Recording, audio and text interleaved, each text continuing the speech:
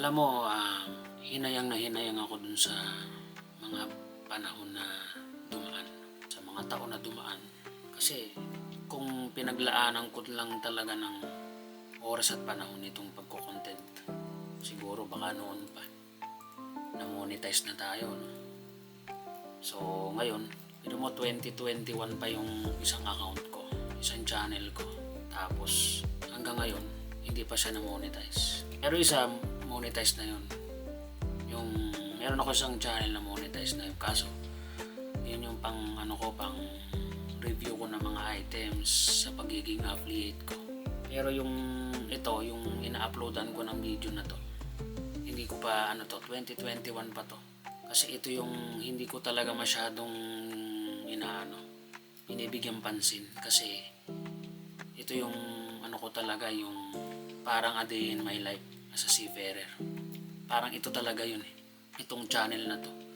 Buhay sa barko, buhay sa Pilipinas, pagka nakabakasyon, tapos kung saan saan nagta-travel. So ito yun. Kaya lang, napabayaan ko na to. Hindi ako masyadong nag-upload dito. Hindi ako nag-upload dito araw-araw. Pero ngayon, nag-upload na ako halos araw-araw.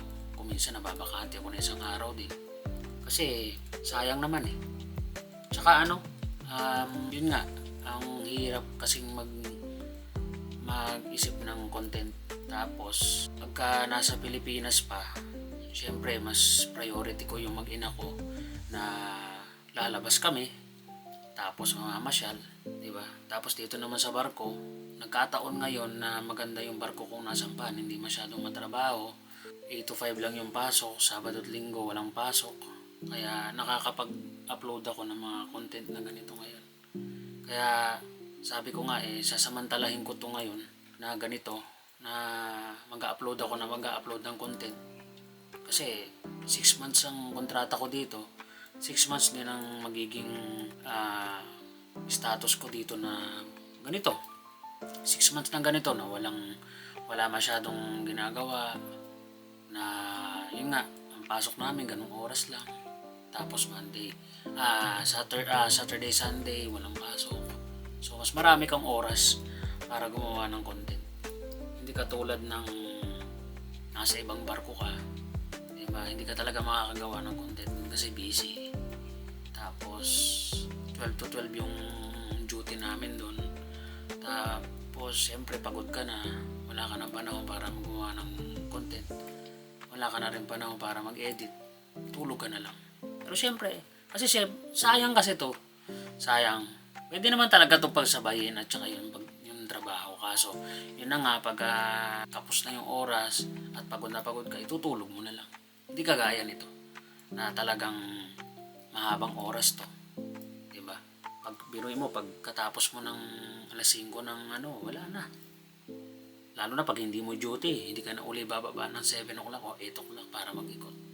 Pagka hanggang 5 ka lang talaga, wala ka nang gagawin iba. Pwede ka na naman gumawa uli ng content. Di ba? Kaya, pag may pagkakataon, gawa talaga ako ng content. Na kahit na ganito lang, na wala namang isang katuturan yung mga content ko. Di ba? Nagsishare lang naman ako ng mga ideas or mga pwede nyong gawin habang nandito kayo sa barko, lalo na kung wala naman kayo masyadong ginagawa, di ba? Wala naman masyadong trabaho, di ba? Mas maganda dito na lang sa barko, di ba? Gumawa ka na lang ng content. Malay natin, di ba? In the future, 2 years from now or 1 year from now, ma-monetize tong channel na to, di ba? O di swerte. Pagka hindi, at least nag-try ka, wala kang pagsisisi. Sinubukan mo naman, diba? At least wala kang pagsisisihan. Ganun lang yun eh. Salamat po.